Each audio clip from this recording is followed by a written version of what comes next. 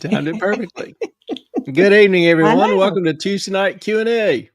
I'm Clay, joined by the ever-gracious E-Train from one of our remote locations around the world. We're glad to be with y'all tonight. Been a beautiful day, beautiful Tuesday, and gotten some work done. We'll see how the rest of it goes, but we appreciate you joining us tonight. For those of you on replay crew, just Ba-doop. yeah, wanted to throw y'all out a little shout out to you. We love you guys too. Appreciate you. Know some of y'all used to be able to watch us. I won't mention names, but you are missed, and we hope you can join us. Some on live as we go forward. E-Train and I were just talking about next Sunday night, which is kind of our regular night. That is Memorial Day. So we thought probably in lieu of Memorial Day that we'll just hold off on the show. Hello, Danny. How are you? Good to see you, man. Hope you're having a good summer so far. But we won't have a show Sunday night due to Memorial Day. Oh, I see it. It pops up down here on the bottom. Yeah, we have a new. We have a new feature. Yeah. Yes. For those of you who don't know, we use a streaming service called StreamYard to channel the show to YouTube, to Rumble, to X simultaneously. Mm-hmm. And sometimes they do some wanky little things or throw out something new. So Ellen is experimenting with a new feature there in terms of beta testing comments. Mm-hmm. So we appreciate y'all being our guinea pigs for the night. There you go. Can you see it? I'll still pop them up, but yeah, you have to pop them up. They're too little for me to read or see. Because I usually have several things going on the screen at once, and the print is like magnifying glass size. I'm glad you have no complaints so far, Danny. That is a good day. Good start to the week, hopefully. Now, are you working? Or are you just being a parasite on society, kicking around for the summer? He says the sweetest things. It's how I express my love and affection. Mm-hmm. The summer zone, most of y'all know I teach for a living, so I get the summers off. And I'm pretty much, got it packed so far had a summer class start up, trying to get some painting done, trying to catch up on some yard work outside. Okay. When he says he had a summer class start up, that means he pushed a button. It's a little bit more than that, but I got to set a couple dates here and there. Exactly. But it's not the worst. It's all online. So, and I've already done the work recording things and setting up most of it. So it's not too bad. But I actually prefer the in-person classes. I enjoyed them during the summers when they were in person, but the students now just don't want in-person classes, particularly over the summer. A lot of them are kind of remote, so they can still get an extra credit or two. A lot of them work. So, speaking of, I'm working, have a job for money, and then doing an internship. Busy summer. Good. I hope your job, taxes you out the wazoo. I hope all of my former students are paying outrageous taxes. So that is the goal and the assignment for life that I give every one of them. And I actually expect Danny to do quite well, honestly. He's a good guy. He was one of the lead members on our Prague consulting class. So he did. Oh, really? He did an outstanding job. Yep. Cheers, Danny. Trying to get him on CFA. I think Did you sign up for CFA? Oh, Denny, you got to do it. Yeah. I remember talking to you about it. I don't know whether you decided you had so much else going on or whether you signed up for it. But just found out our CFA team came in second in the state this year. And the team that beat us won the sub-regionals, won the regionals, and won the U.S. Nationals. So they were one of 5 teams in the global competition. So they did not win the global, but kind of happy and kind of still irritated. I think we could have done quite well if we hadn't been going up against one of the top 5 teams in the country. So was that Appalachian? Yeah. But they have a whole class on it. That's a whole advantage that you don't have. Yeah. We're trying to, come up with some different ways to approach that. And we're going to get after their ass this year. Danny.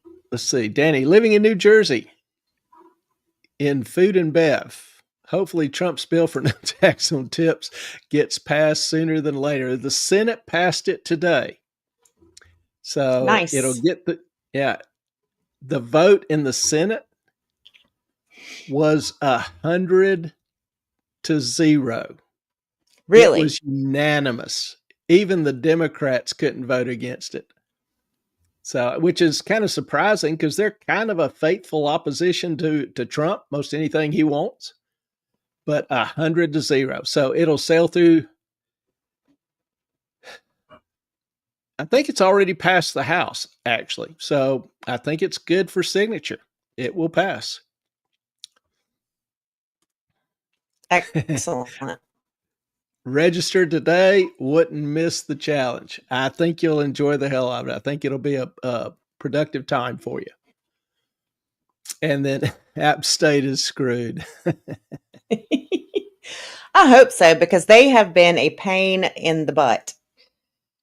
Yeah. For the past quite a few years.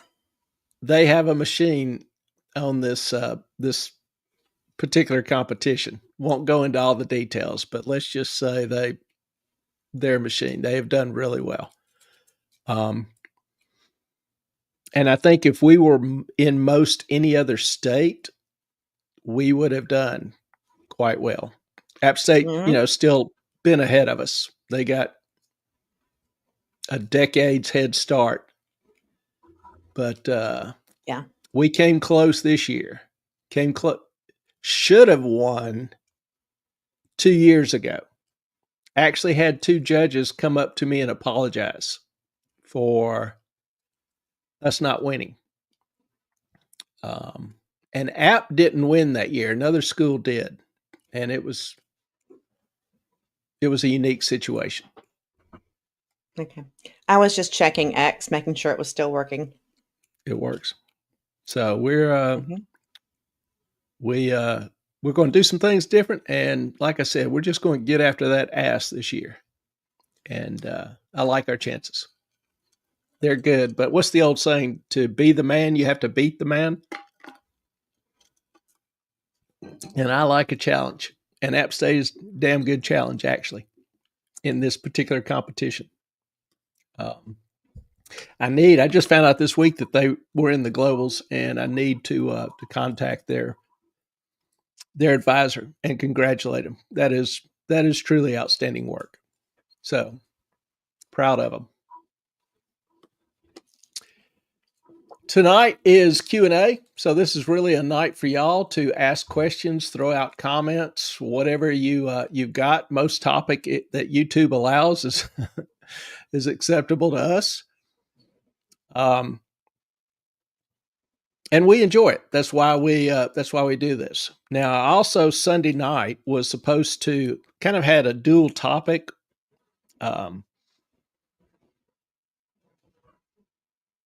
The second topic was talking about Trump's chip trip and shift in geopolitics that are having significant impact in the world. So that's what we're going to focus on tonight, because really didn't have enough time to get to it last time. Now Trump, some people like him, some people don't. And I will admit, a lot of his policies I like. This week, I was fussing at him because of his comments I don't know if y'all saw it. He was getting on Walmart for saying that they would have to hike their prices due to the tariffs. And I thought that Kamala's and Pelosi's and whoever other comments about stores price gouging, like on eggs or whatever, as their costs were going up, was ridiculous. And I also think Trump's comment was ridiculous. And I do understand that there are diverse opinions, sometimes extremely personal opinions, about Trump. And this is not really that issue, but I am trying to give some credit and realize what good there is, what bad there is, and what is going on in the world. And a pretty major shift is going on in the world. And that's why we're going to talk about it tonight. Now, a lot of this is kind of behind the scenes or unknown to the major media. But over the last few weeks in this tour, and he had some guys, laying some of the groundwork. So I say over the last few short weeks or month, he has transformed the Middle East and world politics. Okay, hang on. Before we move on, I have a question. Sure. So did you show any of the videos that I captured on Sunday? No, I meant to put them up for everybody. So what did I tell you Sunday early? I said, I don't know why I'm doing this. You're not going to show them anyway. I actually meant to and forgot about them. They were great videos. There were certain distractions, but we need to turn those so that they're public. I will, but I've got to go through and tag them and tag, do all the things. Yeah. Yep. So I did actually mean to use a couple. I just absolutely forgot about them. That cracks me up. Okay. So tonight, what we're going to talk about is the new reality, the realignments that are occurring. Now, I've talked about the Middle East and China and Japan often over the last couple of years. Their actions, their decisions have a significant impact on this country and your life, your lifestyle, particularly in the longer term. So for years, the less radical governments in the Middle East have been moving away from the U.S.'s sphere of influence. It has been, I'll even call it a hostile relationship. Remember last year when I talked at some length about Saudi Arabia not renewing their oil treaty with the U.S., been in place for 50 years, where we kind of guaranteed them, protection against other enemies, and they sold all their oil in dollars. It helps strengthen the dollar. That actually benefits American taxpayers and consumers. So they decided not to renew that treaty and started selling oil in euros, in Bitcoin, whatever else. They've been backing away from the dollar and dollar trade, trying to, in effect, weaken the dollar as the world's reserve currency. So this is detrimental. You may not experience it on a daily basis, but ultimately it's going to increase the interest costs for the government, increase your taxes, increase risk of default, increase the price of oil, all sorts of things.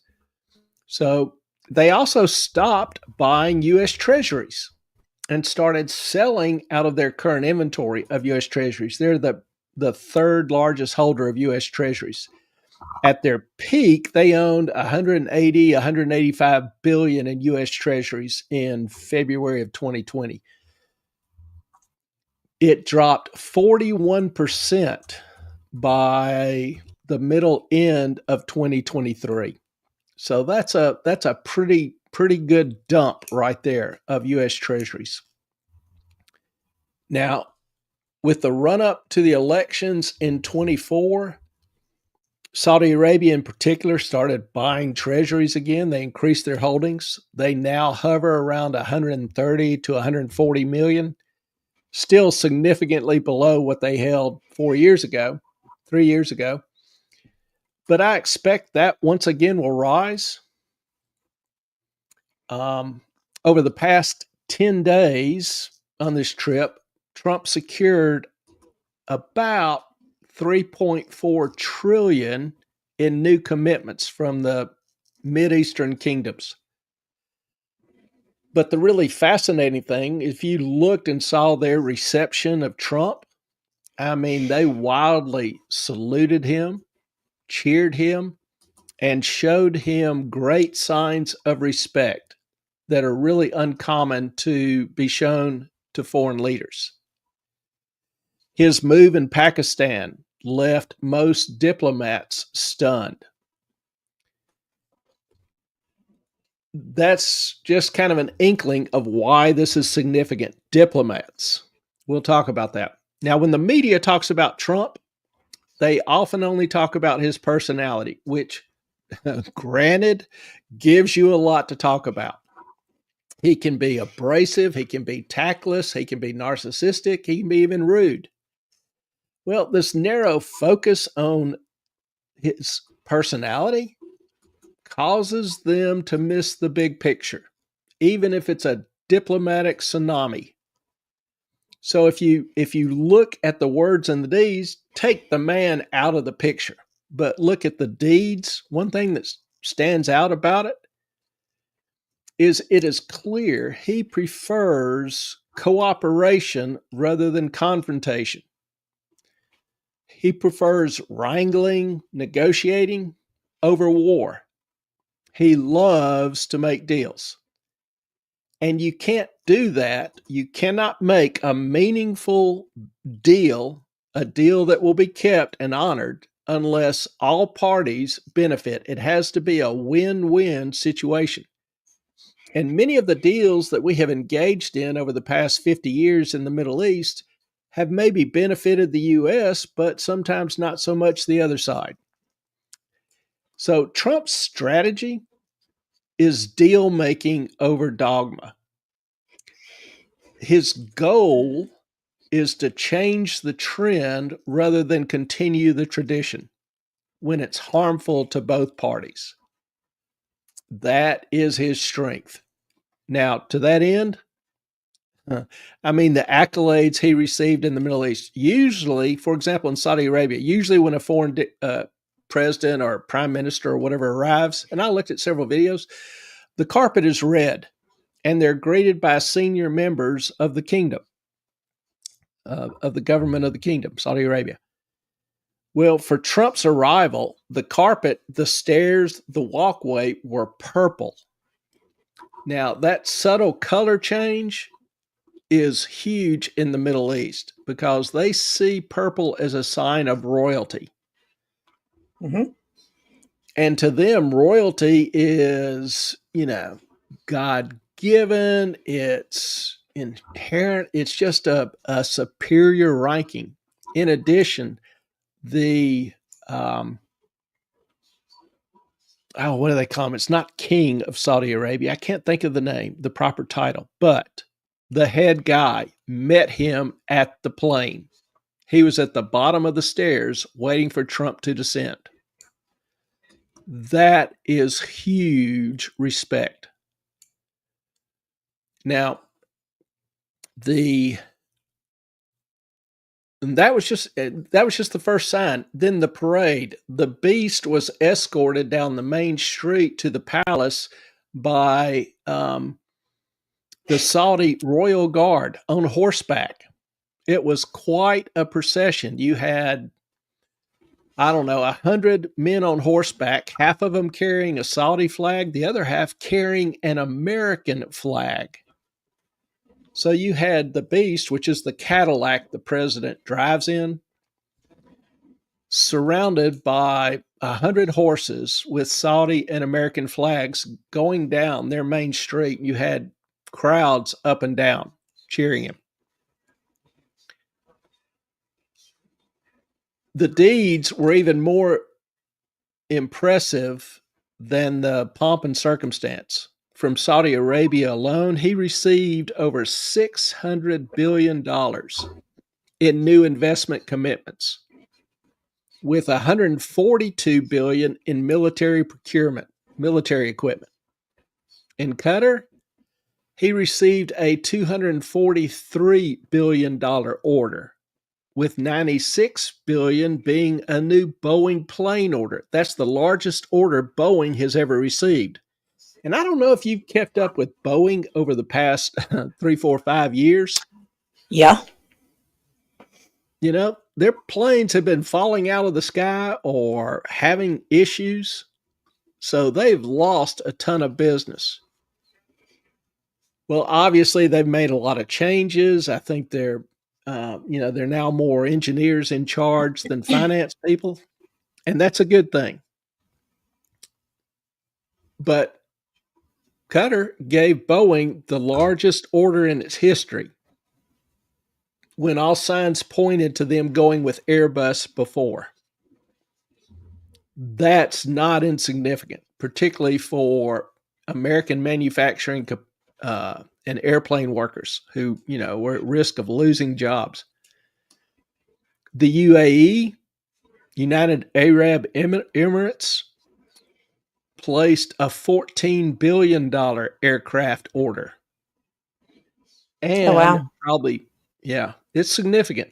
Probably more importantly, but it hadn't gotten any press, is they agreed with the U.S. to cooperate on AI. There you go.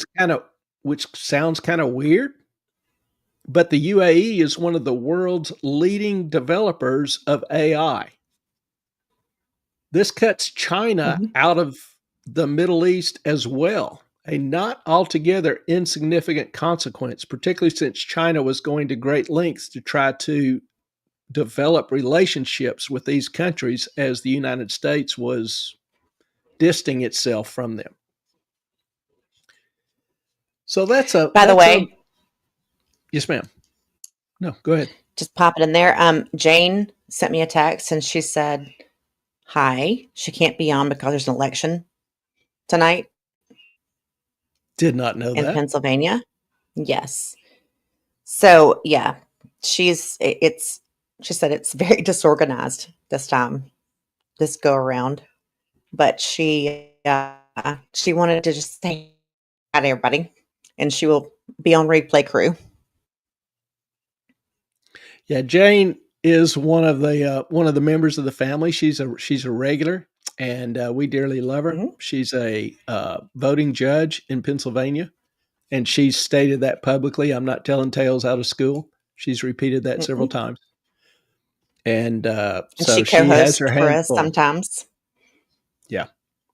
We also pay a lot of attention to and have some nights on health and individual self-sufficiency, I guess I could call it. How to take care of yourself in crisis, or if the stuff hits the fan. And she co-hosts that. She's also a herbalist. So she is a multi-talented person and a much-loved member of the show. Yes, she is. And we missed her. And a dear friend. Mm-hmm. Jane, you were missed. Now, back to Trump. His meeting in Abu Dhabi, the capital of UAE. He took a number of U.S. AI guys, Musk, Sam Altman, some others. And the deal was, even though it wasn't pre-announced, was to negotiate and complete these agreements with UAE's AI people. They are actually just behind China and the U.S. in AI development and research. and they are the best in certain vectors of AI. I mean, this is like, you know, um, Berkeley and MIT deciding to join together to do research development work on computers. Throw in the Los Alamos lab. It's a big deal in the tech world. Now, yes, ma'am. You look like you're about to say No, I something. just said no. I was taking a picture of the message I was getting from StreamYard. Okay. Sorry. That's okay. Yeah, sometimes, once I get to going on something, the only way for E-Train to get in a word, she has to kind of shut me up for a second. And she does so usually very gracefully. Oh, I just disappeared for a minute. So I was like, what's going on? Like, everything went black for a sec.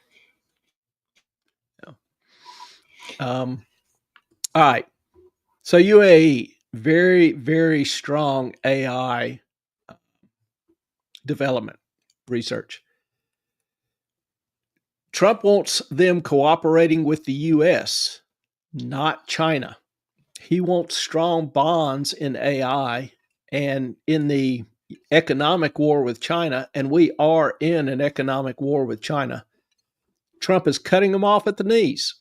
He's aligning the interest of other world-renowned developers with the U.S. and U.S. firms rather than China. He's locking in deals and locking China out. That is not altogether insignificant. And when I say something's not altogether insignificant, what I mean is that is hugely significant. Now, talked about reshaping kind of the relationships. Well, these agreements represent a 180-degree turn from the prior relationship. There were no, and you'll notice in these agreements, there are no military pacts. It's just business deal. There's no foreign aid. It's just investment coming into the U.S. There are no troops involved. There's no war involved. It's just business deals, unlocking business partnerships that were previously unimaginable. Nobody considered the possibility. And the best thing about it is it's partnerships that are in the best interest of both countries. Remember, I said, if you want a deal that works, if you want a deal that lasts, it needs to be a deal where all parties benefit, a win-win situation. Or this everybody loses a little bit, but feel like they got enough to make it work. And if you can tie something to the other party's best interest, that's the best way of ensuring they keep the deal and are more open to doing other deals. And that's a level of respect that the United States has not given to a lot of countries in dealings or trade. Trump treated the leaders as equals, and he listened to them. He even admitted what everybody knows, but hasn't been said. He admitted that the U.S. interfering in the Middle East, an area where it didn't understand the people, didn't understand the relationships, didn't understand the paradigm, didn't understand the culture, had only ended up increasing the problems and contributing to greater global complexity. The level of respect and listening to them is something they've not seen from other world leaders. Trump listened, for example, to the Saudi Arabian prince on Syria. Prior to going to Saudi Arabia, there was no real dealing with the new government in Syria. But after talking to the Saudi Arabian prince, he suggested that Trump lift the sanctions on Syria. And they talked about it at some length. Trump listened, goes out and says, I'm lifting the sanctions on Syria, giving them the opportunity to build and grow. This is something which was unthinkable under previous administrations. Trump did it. He listened. That has a lot of value in the Middle East. And it's all based on commercial opportunity, an attempt to stabilize an extremely conflicted and contentious region. We all know there's some big issues. There's obviously the Sunni and the Shia issue. There's obviously the Jewish issue with the Shia and the Sunni. It's a conflicted region. And trying to pick favorites and kind of negotiate behind the scenes, et cetera, trying to influence leaders or decisions hasn't really worked out all that great for us or for anybody there. So this is a huge shift. There's no attempt to dictate terms to any of the countries. The goal is to help them understand that they're all better off working on increasing their prosperity and offering better opportunity. You know, what we've done in the past has just fueled slaughter and terrorism for over a decade, 20 years. Actually, ever since the Ayatollahs took over in Iran. Trump is trying something different. What we were doing wasn't working. And yes, you know, thinking about Syria, I got to admit, when I first saw it, I was surprised. Had no idea, no inkling, no real thought about it.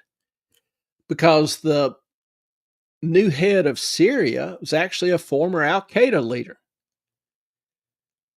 And we actually helped Al Qaeda in Syria fight against Assad. Not sure why, but nonetheless, there's a lot of things in the previous policies that I didn't really understand. But nonetheless, they overthrew Assad, and this guy is now the new head. Kind of begs the question, you know, was he associated or affiliated with Al Qaeda because he had no real choice? You know, is he pragmatic or is he an ideologue? You know, the Saudi prince apparently convinced Trump that he was pragmatic.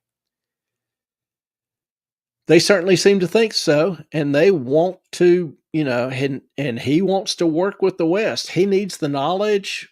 You know, he's got some resources, but that whole country is just devastated. And the sanctions make it extremely difficult to try to rebuild. So it's a risk. It's a risk. I freely admit that. But seriously, what do we have to lose by removing the sanctions and giving the country a chance to build back better, if I can use that quote? We're not spending a dime. And we can watch and see how the trends go, encouraging what good we can. But again, we're not trying to micromanage, and we're not trying to overthrow, and we're not trying to pick favorites. And yes, I know, and I'm sure, you know, the CIA is disappointed. my friends in the agency, little joke there, but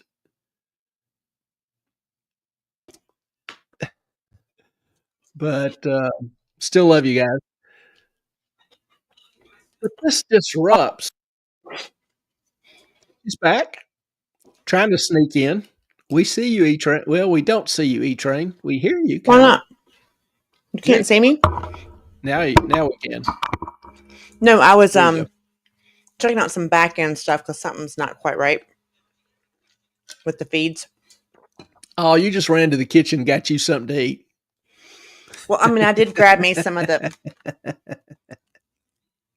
Buc-ee's fudge samplers, but in the meantime, I'm trying to figure out there's something not right, and I'll explain later. But okay, anywho, and just for those who may not be aware, Buc-ee's.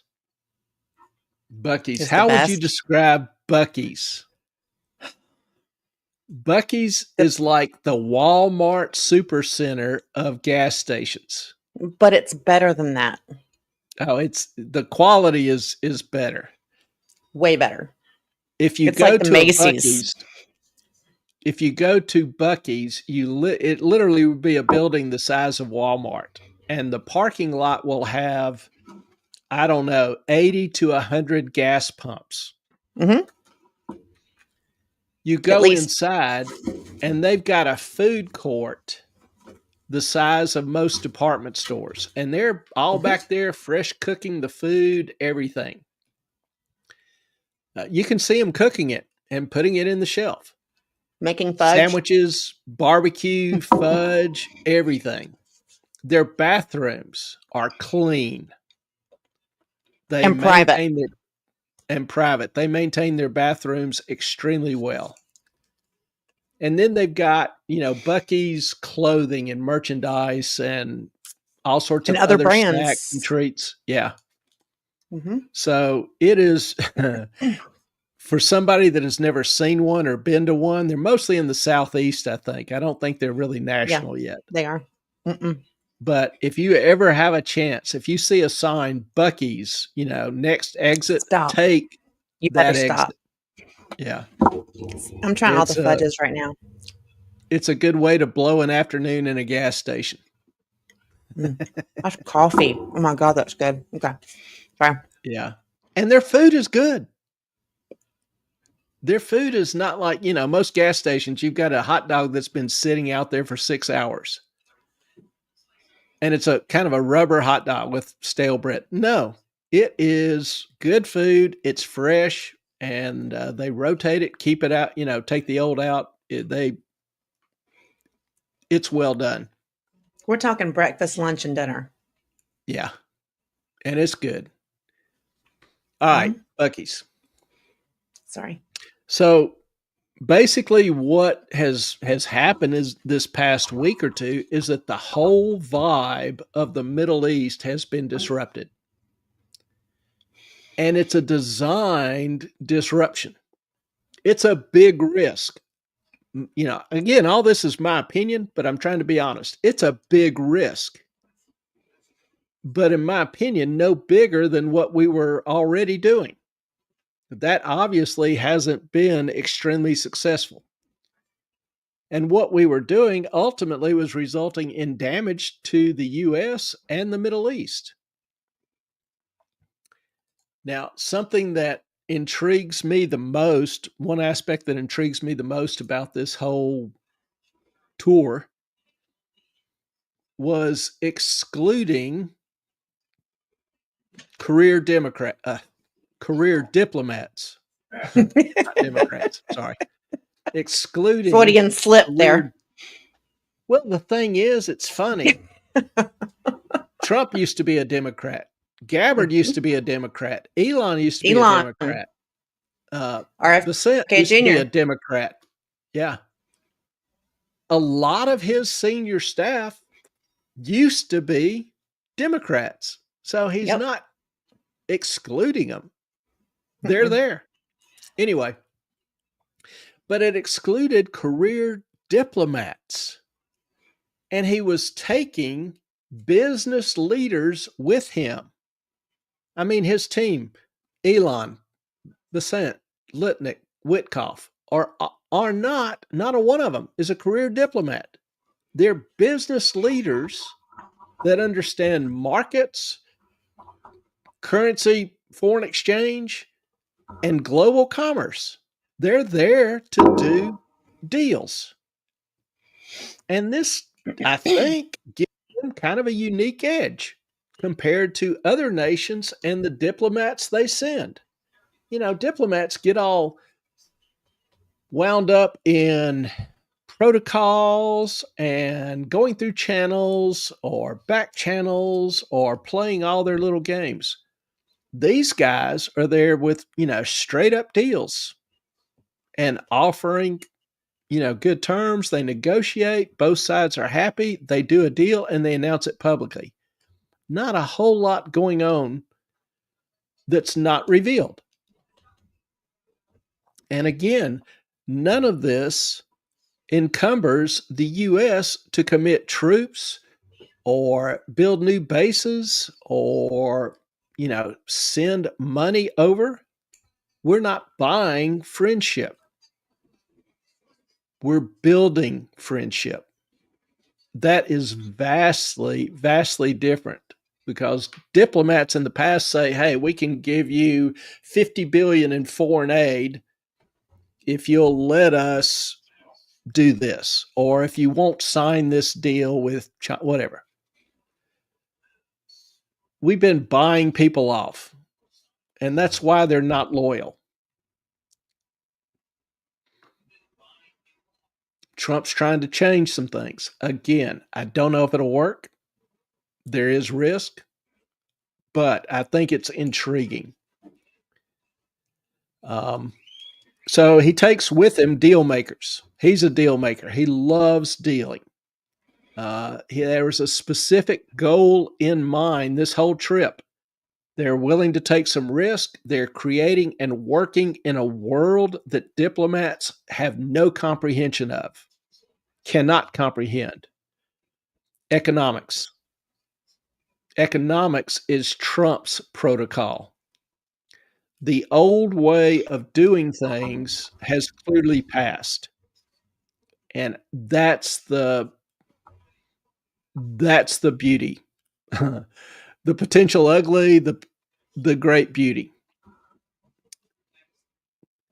Now, a third aspect of all this is Trump's ability to engage difficult or even contentious nations' leaders where there is economic opportunity for both. I mean, look at his deal with India and Pakistan, which absolutely created confusion in diplomatic circles. Now, Pakistan has grown increasingly antagonistic of the U.S., and the U.S. likewise.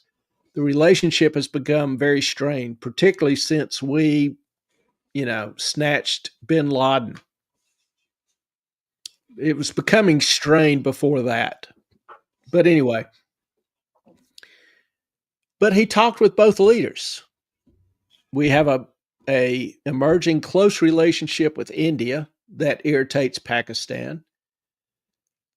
Possibly, contacting and negotiating with Pakistan while India was looking like it was at war with them probably didn't thrill India. But Trump talked to both leaders, told them instead of exchanging missiles, possibly nuclear missiles, they should trade goods. They both make things that they are proud of.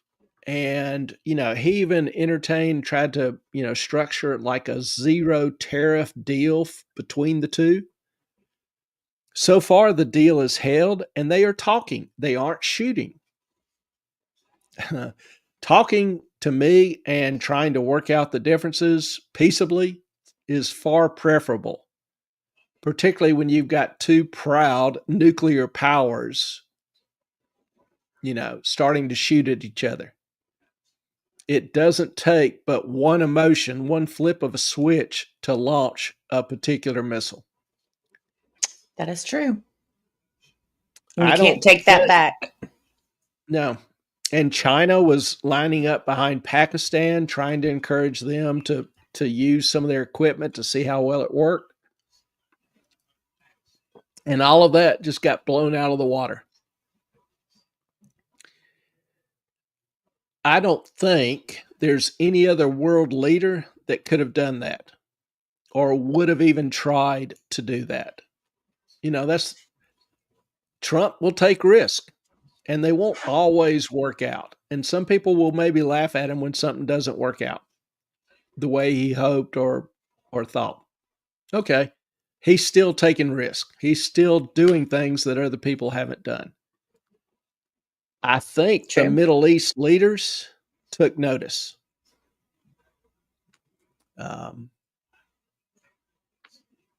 It's hard not to. Trump's pitch, beautifully simple.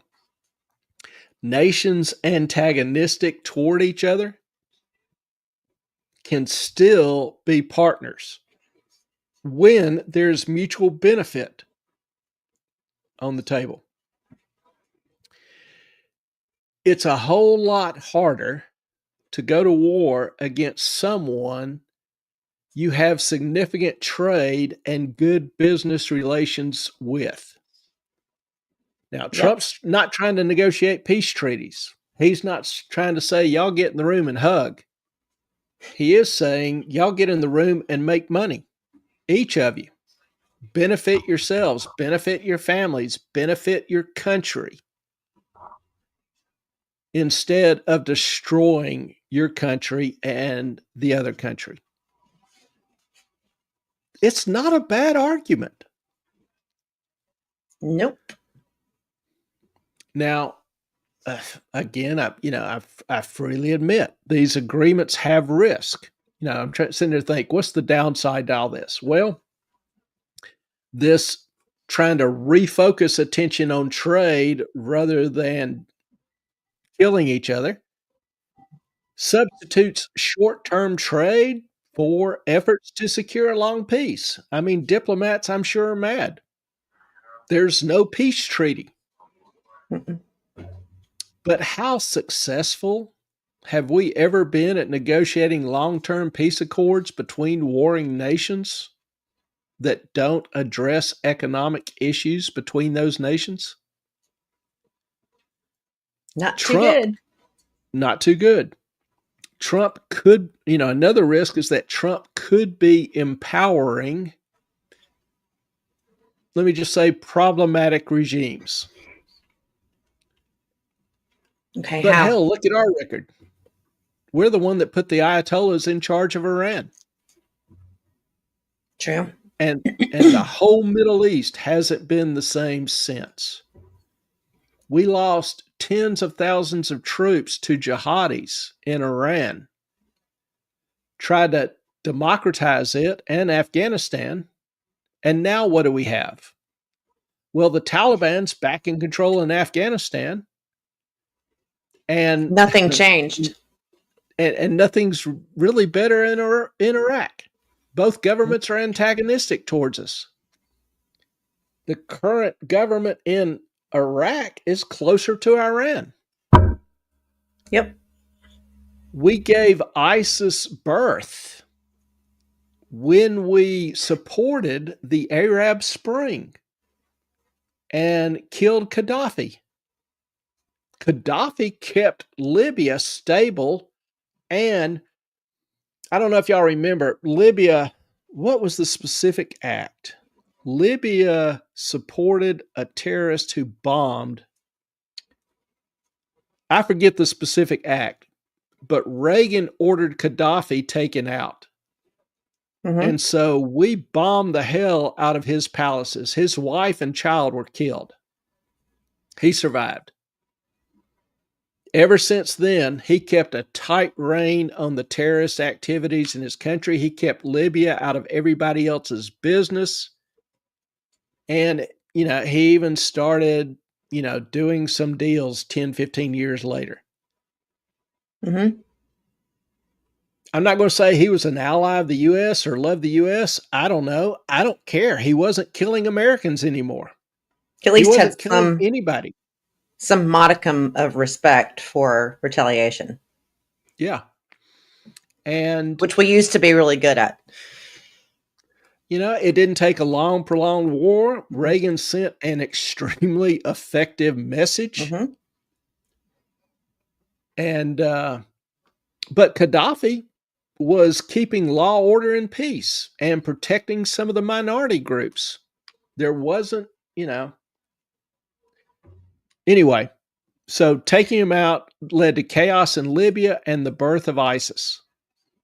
But, I mean, you think about today or the past few years, we've been funding Hezbollah. We've been funding the Taliban. We've been funding the United States has been sending money to all of the organizations who are trying to kill us.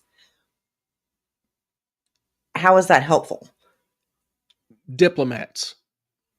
That's what the diplomats were doing for us. And so all of that is over and done with. Mm-hmm.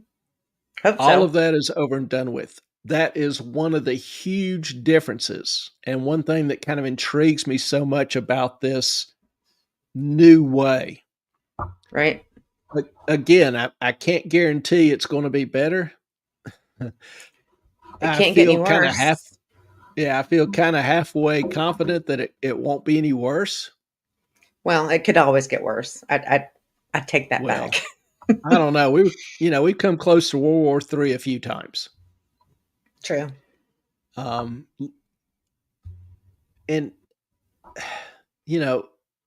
just look at our history again, with Al-Qaeda.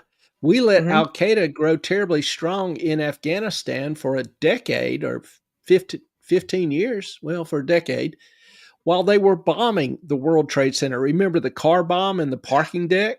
It didn't take it down. The precursor to 9/11. Yeah. Yeah. That was bin Laden. Blowing up the U.S. Embassy. That was bin Laden. The motorboat attack on the Cole. That was bin Laden. Yep.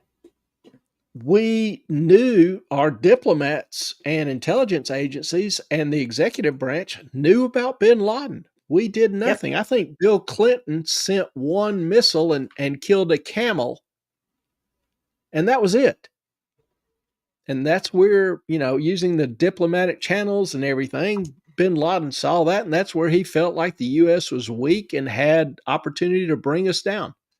Well, one of bin Laden's brothers was having breakfast with the Bush family the morning of 9/11. Which is crazy, in my opinion. Yeah. Yeah. The thing that crazy to me was we actually had bin Laden ID'd and located in Tora Bora a few months after we moved into Afghanistan. In Dubai. He was there in the hospital. Well, that was a decade earlier. Yeah. Okay. In Tora Bora, after the war was started, he was our number one target. And we had 4 U.S. troops keeping eyes on him. They physically saw him enter a cave. Wow. And they had, I think, 200 Northern Alliance troops with them, 4 U.S. troops, 200 Northern Alliance. There were 1,000 Al-Qaeda fighters down in that valley by that cave. Okay. So they requested a regiment or battalion of Rangers be dropped, paratroop in, 82nd Airborne or 101st Airborne, or Mattis had I think a battalion of Marines already in the country. And he refused and Bush refused. We had a chance to end that war in 3 months with bin Laden's head sitting on Bush's desk. Didn't do it. The question is why? That's a good question. I think because diplomats were more in charge and uncertain of doing things without securing permission from all the different groups. I don't know. I mean, I wish it just seems sketchy to me. If we had it and we didn't do it, why didn't we do it? Yeah. Instead, we got into a quagmire, a 15-year war, and the Taliban's back in control. So diplomacy backed by U.S. military has repeatedly screwed over this country and screwed up the world. We suck at it. We suck at changing cultures. We suck at instilling values. What we're good at is killing people. Beyond that, we're not very successful at nation building. Trump realizes this, and he realizes that there is one intrinsic value to most every person alive: having a better life, having a more prosperous life. And he appeals to that innate nature. His plans drive job creation, drives economic growth for both countries. And, part of the beauty of it is it's free from ideology. Yet possibly there's a chance it will change demagogues' attitudes. It also allows for quickly changing global realities and enhances, I believe, our influence and leverage in regions that previously were kind of dominated by our rivals. I know there are risks, but I don't see a significant immediate downside. Now, the beauty of all this, it's not just a tweak in the system, it's a whole paradigm shift. It's a whole different reality. And let's be honest, no guarantee it'll work. Time will be the judge. But as I was trying to, think about tonight and this particular issue, there are questions to be asked and answered. So I'm going to ask you. I'm going to ask you questions. And as I do, I want you to think about history or the historical success of diplomacy using, our career diplomats and their results. First one. Can the U.S. maintain strength or global leadership through commerce alone? That's a big question. Commerce that is tied to both nations' interest. Are they more likely to follow our lead willingly if they, are profit and believe they're being treated as an equal, or less? We've done international business for the longest time, but often the deals agreed to by the diplomats didn't really necessarily benefit both countries. And we've seen, innumerable examples of that. There's why oftentimes a lot of people don't look at the U.S. favorably, even if we're sending $1 billion in aid. Second question is, will increasing prosperity or opportunity bring longer lasting peace? And this is just another way of asking, are people more open to war when their bellies are full or when they're empty? Are people more open to war when they are full, when their bellies are full, or when they're empty? Third question. Will the massive deals, I mentioned Trump had secured $3.4 trillion in commitments. Will these massive deals be executed? Now, there are some out there that scoff and say that the deals are just too large. we can't even comprehend $1 trillion. And we can't. They may be right. But some of it is going to be done. I don't know how much. Maybe not all. Maybe all. I don't know. I can't prove it one way or another. But people will do things that are in their best interest. And that's the motivation. That's the incentive. It's a win-win game. And they have no better offer or opportunity on the table, nor will they. That's the best kind of guarantee you can get that they will do the deal, that they will stick to their word. Now, what do you think? How will those questions be answered? Can the U.S. maintain leadership through commerce? Will increasing prosperity bring about longer peace? Will the deals be done? What do you think? And, to the best of my knowledge, these are not questions that the media is talking about or asking.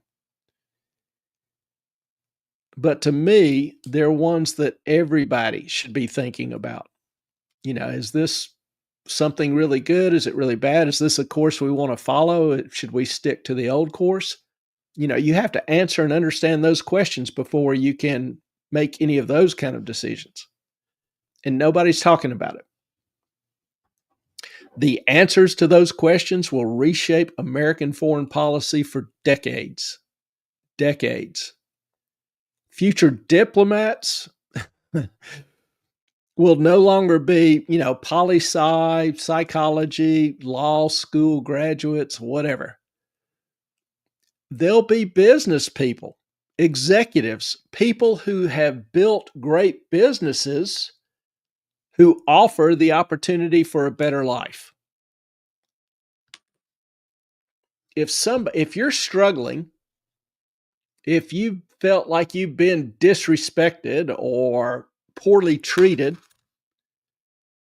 and somebody comes up and offers you a legit opportunity for a better life, and you feel like they respect you and are giving you fair terms, does that make you more amenable to them or less?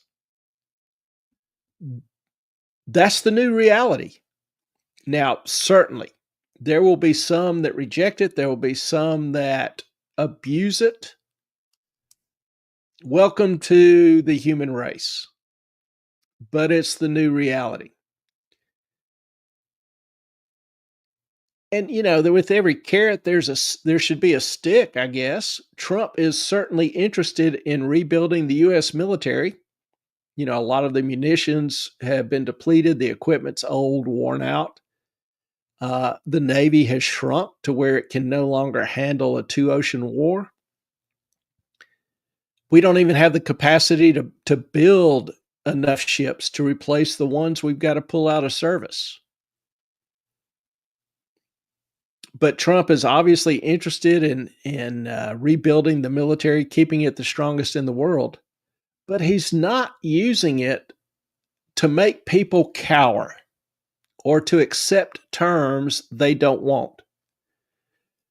He's giving respect. He's earning respect with we're good till you screw us. Then we'll destroy everything you love, fall back 3 clicks, call for an airstrike to pound the rubble. And that's an understanding that can, I believe, take you far in the Middle East. Other potential benefits? I haven't heard or seen anything definitely, but he very well could have revived the petrodollar with oil traded in dollars rather than in euros or rubles or yuan. Those dollars, the advantage to you, the Americans, or people with investments in America are that those dollars will, a good chunk of them will be recycled back into investing in U.S. treasuries, which will help fund the rather massive U.S. debt.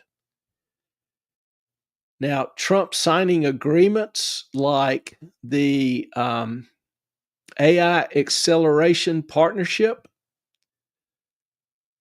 have signaled a new attitude, a new willingness to work with the Gulf nations on things other than energy. It's showing them some love for the progress they've made in a number of areas, and they're reciprocating that. The new attitude shown can go a long way to begin the process of mending some of the fences after years of hostility from, previous administrations. The AI deal itself is rather unique. The way I understand the terms, or have seen the terms, is that the partners will invest, the Middle East partners will invest in building data centers in the U.S. at least as big and powerful as any they build in their home country. This is billions of dollars flowing into the U.S. AI infrastructure, which will bring billions more in info and tech exports. The vast majority of the state-of-the-art semiconductors will be American owned and operated, as well as the cloud service providers.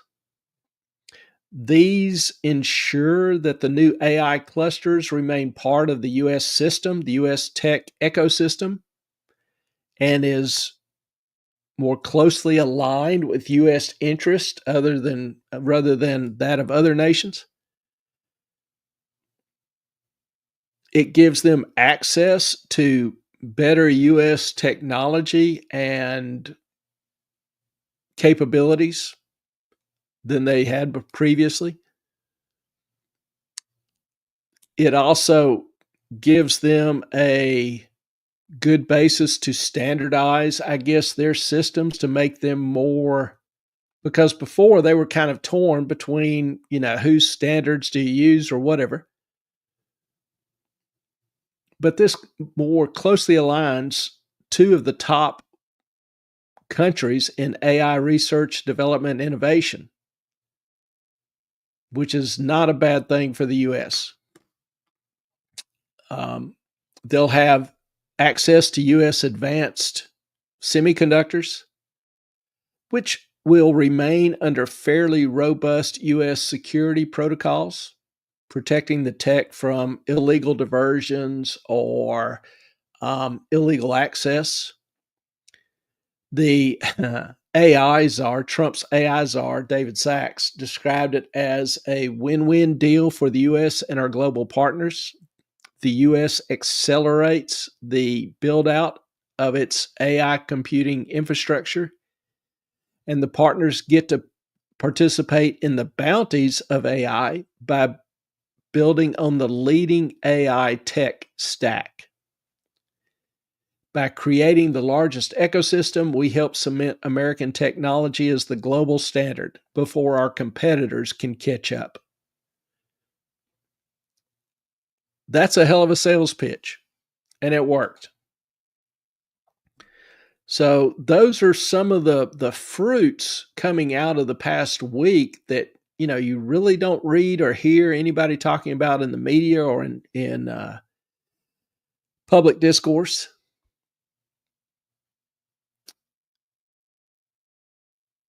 I think that, well, it certainly gives me a different perspective on the week rather than just seeing, oh, they like Trump, nice parade. You're seeing some incredibly tangible results coming out of that week, the meetings. Now, Long term, fair enough. Don't know. But I'm cautiously optimistic. I always have hope. I always believe there is some opportunity, something to be gained personally, professionally, whatever. And so I always have hope. But um, I'm glad to see a change. We needed to do something different. Is this the right track? We'll find out. But we needed to be doing something different than what we were doing. The US was, and its ability to impact or influence or maintain good relations with the rest of the world was declining. So, anybody have any questions, comments? Does that make sense? That's, kind of one reason why I couldn't cover it all in, the remaining 15 or 20 minutes Sunday night.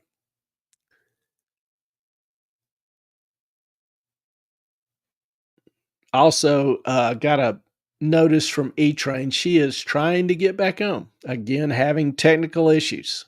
It just, they are yelling at their internet provider. So, say a little prayer for their internet to get reconnected or for the internet provider. I don't know. There was some other news going on this past week. I already alluded to, Danny and I were talking right when we started up about the Senate passing the No Tax on Tips Act. So if you were involved in the service industry and receive tips, or if you have a family member that do, the Senate today passed the No Tax on Tips Act, NTTA. The vote was 100-0. Now, how long have you seen any bill pass 100-0? And particularly any bill that Trump wanted. So I think the House has already passed it, so should go to the president's desk for signature. Should be law before long. Additionally, I saw this week where 246 large U.S. companies have gone bankrupt, filed bankruptcy. That's the most in 15 years. You have to go back to 2010 to get numbers in that range. 246 so far this year. That's up from 206 last year and double the 2022 number. Remember, I said that the private sector has been in recession for a year. There's part of your evidence. Government sector is really the only one that's grown the last couple of years. And the private sector's been hurting. And, the fruits are starting to drop from the tree. In April, there were 59 bankruptcies. So prepare for a greater surge in bankruptcies this year, particularly through the summer. And I will admit, there's a chance that some of the tariffs and trade differences may hurt some of these companies that are just on the brink. I don't know of any specific, but it's an economic shock. And, that's another thing that Trump is trying to do. He's trying to turn the economy, the whole economy, from a government spending fueled economy to a private sector economy fueled by growth in the private sector. There's going to be some chaos in all that. That is not an easy nor a quick transition. It won't be easy. Will we be better off in the long run? I think so. I clearly think so. Strongly believe we will be. The other model is just not sustainable. It will only lead to increased misery. We've already seen a lot of misery, a lot of companies going bankrupt over the past year. People without jobs, people having a harder time getting jobs. We've got to get the economy turned around and get the, increase investment in private sector, which is, Trump has been extremely focused on that. It'll take a while for that money to build the new plants, et cetera, but it's coming. Not much way to accelerate that any more than what they're doing. But I think the future will be brighter, but that doesn't mean we won't go through some more short-term pain. I think we will. I think it's likely.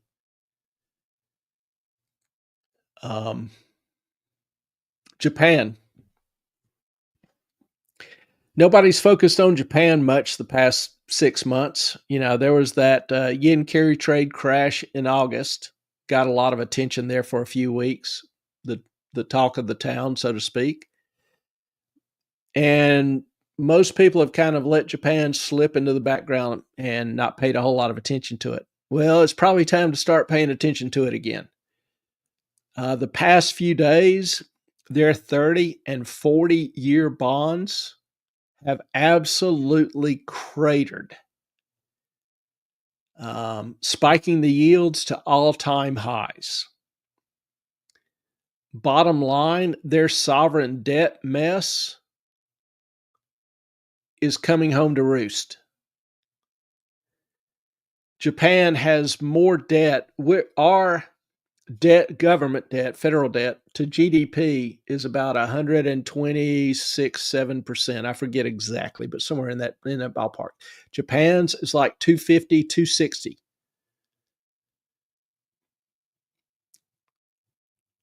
They have, and their interest rates since the 90s have been extremely low, been manipulated and kept extremely low.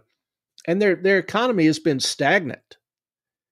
It's not like that spurred the economy any. It sucked.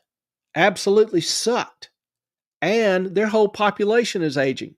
The young people can't afford a place to live. They can't afford to have babies. They're not. So they're rapidly aging. That's a big problem. But just looking at their debt is so enormous that they can't increase interest rates because the government can't afford the interest cost. We've talked about how our interest cost has ballooned over the past few years. It's gone from $400 billion a year to $1.2 trillion a year. We now spend more on interest than we do on national defense. A lot more. It's about to pass Social Security in another year or two. And then it's aiming for number one, Medicare and Medicaid. So we will be borrowing money to pay interest. That's third world nation stuff. Well, Japan's getting there. Their interest rates have just been so much lower, 0.5% for 30 years. What kind of idiot will lend money at 0.5% for 30 years when inflation is 1%, 2%, 3%? Then you've got taxes on that interest that lowers your returning rate. That's a negative return. A negative return. Positive return is you receive interest for money you lend someone. Negative interest is you lend somebody, the government, your money, and you pay them the interest. Does that sound like a winner? Well, that's where Japan is and has been. Now, Japan's inflation is higher than the US's, which they never have inflation, particularly as consumption is declining. Their inflation right now, their main inflation index is 3.6%. So it's 70% higher than ours. Well, the yield on their 40-year bond is 3.5%. Keep in mind the teeter-totter. Remember, we talked about bonds before, and the teeter-totter is a perfect physical representation of a bond. It's got two things that move. The one thing stays fixed. Well, the two things that move are the yield and the price. Price goes up, yield goes down. Yield goes up, price goes down. And then the one thing that's fixed is the coupon. How much interest does it pay a year in absolute dollar terms? So that's fixed for the life of the bond. Well, these bonds were issued at 0.5% interest for 40 years. So think of the teeter-totter. It's level, paying 0.5%. On $1 million bond, that's $50,000 a year. 0.5%, $100,000 bond. Well, interest goes from 0.5% up to 3.5%. What happens to the price? The price absolutely craters. I meant to run the numbers, but those bonds are probably worth somewhere around 40 cents on the dollar. So if you paid $1 million for one of those bonds, it's now worth 400,000. You've lost 600,000. You have two choices. You can sell it for 400,000, or you can hold it for 40 years and get $50,000 a year in interest. Great choice. So they're screwed. The bondholders are screwed. They're at deep, deep underwater. They don't want to take the loss, but do they want to hold it for 39 more years and collect 0.5% interest? The purchasing power of that money, even when they receive the $1 million for the bond at maturity, will be a fraction of what it is now. It's a guaranteed big loser, negative interest rate. So that is going to have fruits of its own. Japan's credit rating, for example, is A1, which is 3 notches down from the US's current rating, and it should be much lower. This week, the Prime Minister of Japan, Ishiba, said in a public statement arguing against tax cuts, their version of the legislature is considering tax cuts.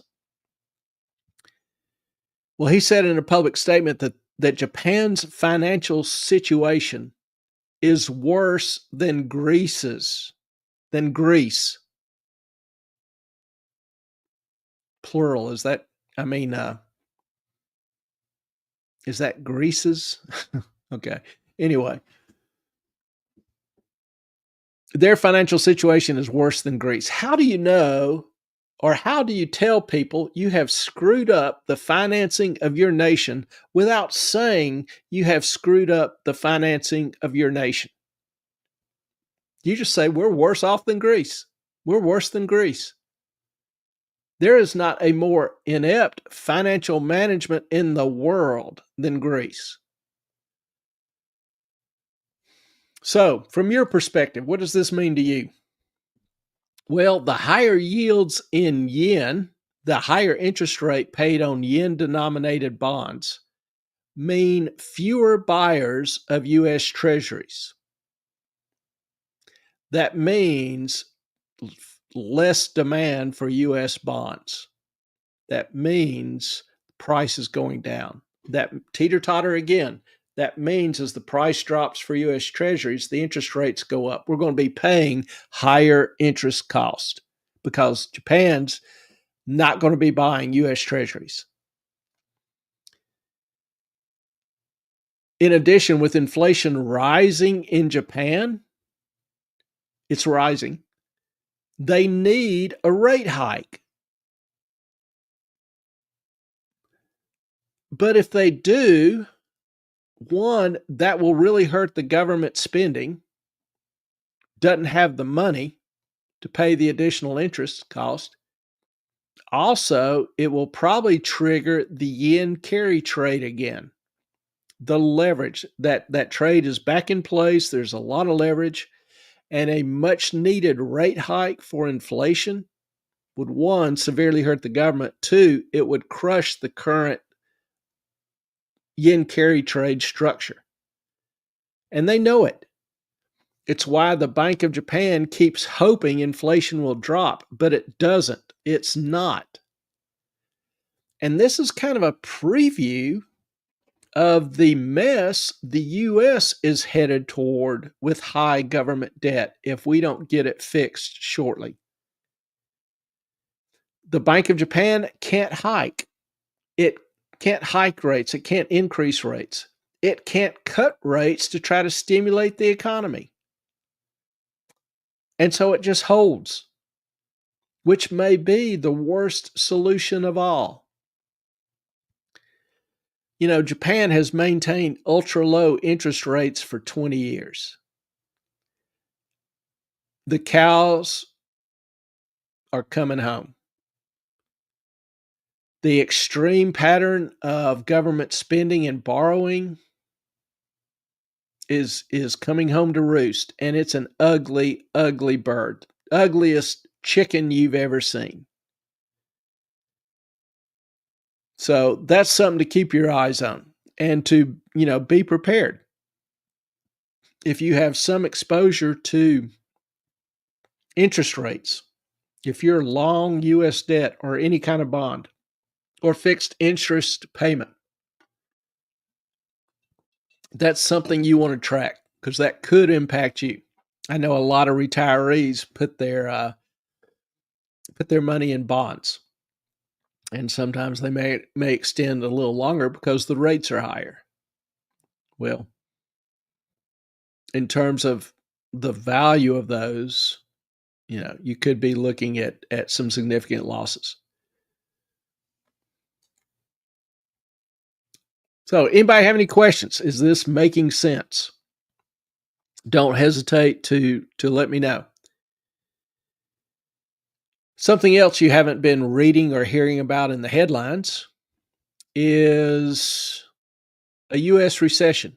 Now, I've argued for over a year that the private sector has been in a recession, that the only growth in the economy, as reflected by GDP, was government spending, both in terms of government purchases and then government spending on health and education, the only two sectors that have really added jobs. The thing is, most people were looking at and talking about GDP going, 2.2% GDP. We're still, economy's okay, a little slow, but it's okay. But if you look at the private sector is negative growth. Manufacturing has declined for 36 out of the past 38 months, something like that. Workers, I think, in American industry feel it coming. Job losses just hit 15.7%, which is the worst since the COVID lockdowns. People in the various industries know that the layoff wave is building. Saw a recent poll, only 49% believe they could find work in 3 months. That's the same, to put that in perspective, that's the same level as 2020 during the COVID lockdowns. JOLTS, which is the number of job openings, is a very low measure right now. Big companies are sending the signal. It's a recession. Walmart, which usually does well in recessions, missed earnings projections. That's not a good sign. McDonald's is saying it outright. They're losing sales. Now, anybody gone to McDonald's the past 6 months, year? I mean, their prices aren't up like 10, 15%. They're up like 50, 60, 70%. You know, their dollar hamburgers now $3. It's stupid for fast food. You go get a hamburger fries, it's $8 or $9. Um, Airlines are now saying it outright. They're even talking about layoffs, prepping layoff lists because nobody's flying. Um, Southwest was cited as saying it's worse than any time outside the pandemic. Most of the airlines have pulled their earnings guidance. You know, airlines, big corporations will say, we expect earnings this upcoming year to be so and so, our first best guess. Well, that's guidance, called guidance. They're pulling all that, which is a sign that they're not going to get there. Retail sales, you know, I've been a big critic of the economic data released under the Biden administration. We just saw a couple of weeks ago where jobs were revised for the second quarter of last year, and they were revised down almost 1 million jobs. So the administration reported 1 million new jobs created that were myth, pure myth, did not exist. Well, you know, this is revision season for the government. Retail sales were revised down by billions. January's 2023 sales were cut by $14 billion in the new census revision. Turns out the strong consumer story we all heard about was fake. So this recessive economy is nothing new. And don't let anybody lie to you about it. It's been ongoing in the private sector. What's, I guess, adding fuel to the fire now is that the government spending is finally being cut. And it's still above where it was last year, even with the cuts. But, you know, a big sign is the inflation indices, producer prices. April producer prices are the prices that manufacturers or producers pay for their raw goods. It's kind of a leading inflation indicator. Well, April producer prices dropped point nearly 0.5%. Not a lot, but they dropped and prices dropped. That's the worst since the 2020 collapse. Now, some people are like, yeah, we need prices to drop. And I don't argue that. But when prices drop, that's usually that deflation, particularly if it persists for several months, means we're in a deflationary economy, which means people aren't buying stuff. It's prices decreasing, but for all the wrong reasons. The economy is slowing down. And it's not just the US economy. The UK economy is flatlining. GDP growth, it's zero. Consumer spending is down. Savings is up a little bit, which, you know, you could translate into fear is up. People aren't spending, they're saving. Japan, Germany, China, France are all dying economies.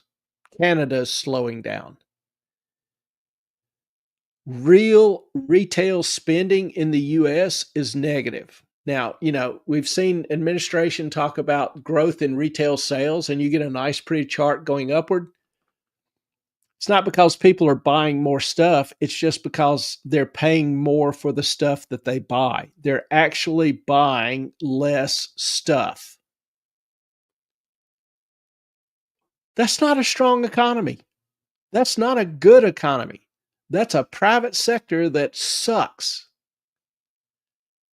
If you take retail spending and adjust it for inflation, people are buying less.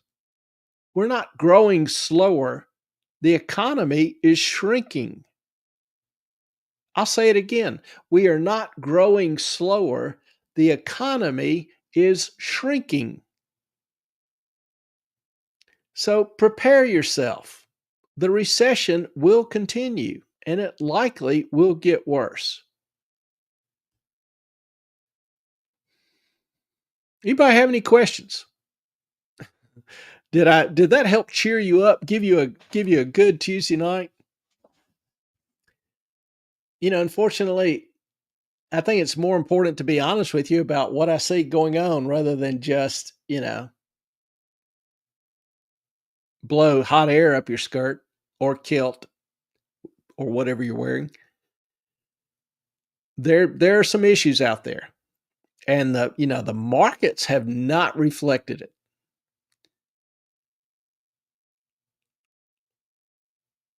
Not even going to tell you why. 'Cause I don't know why.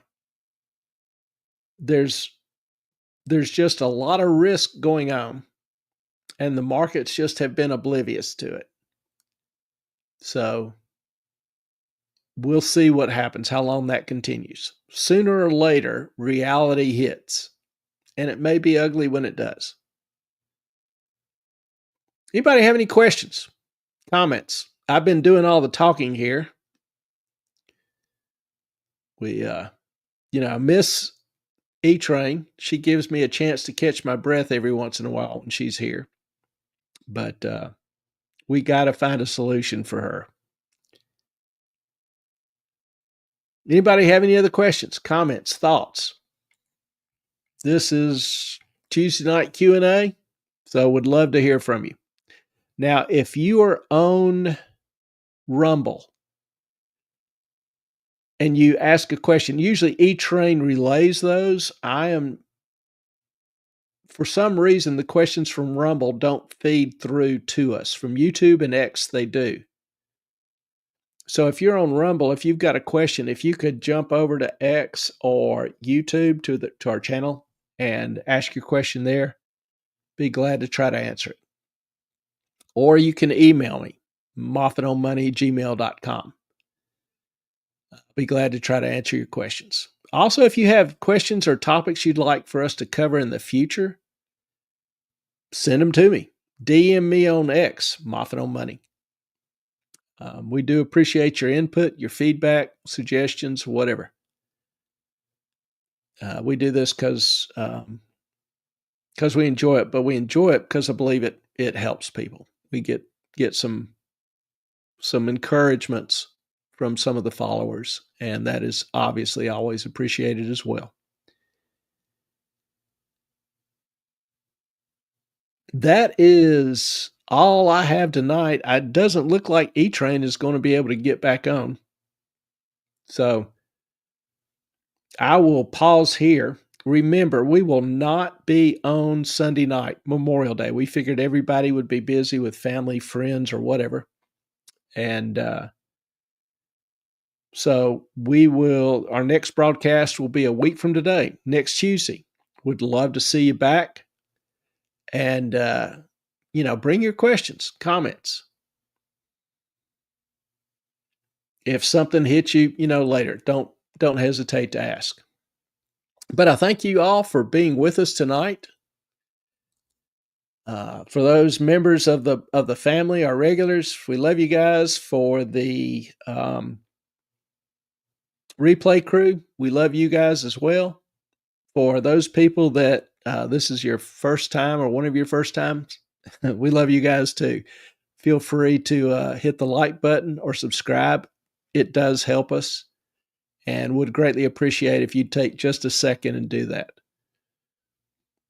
So we'll be back and look forward to seeing you all again. Hope y'all have a great and blessed week ahead. Our time is up. We thank you for yours. Good night, y'all.